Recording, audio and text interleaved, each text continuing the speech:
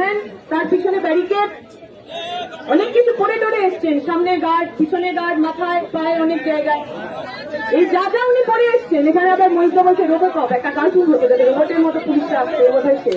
যাই হোক, এই যা যা উনি করেছেন, ওনার মাথার টুপি থেকে ওনার পায়ের জুতো পর্যন্ত কার পয়সায় আছে? কার ট্যাক্সের টাকায় ওনার বেতন হয়? কার ট্যাক্সের টাকায় ওনার ছেলেমেয়েরা স্কুলে পড়তে যায়? আর উনি যে কার পা চাচ্ছেন? কার ভয়ে টেবিলের তলায় লুকিয়ে থাকেন? শাহজাহানকে কে রেড কার্পেট পেতে দিয়েছিল? আসুন আসুন আসুন, আমাদের এখানে আসুন, গ্রেপ্তার হতে আসুন। শ্বশুর বাড়ি যাচ্ছে, হ্যাঁ, হাতে যদি একটা মিষ্টির প্যাকেট থাকতে বলো তো শ্বশুর বাড়িতে এসছো। জামাই ষষ্ঠীতে যেরকম জামাই আসে শ্বশুর বাড়িতে গটগটিয়ে, শাহজাহান সেভাবে পুলিশে গ্রেপ্তার হয়ে। লজ্জা করে না আপনাদের?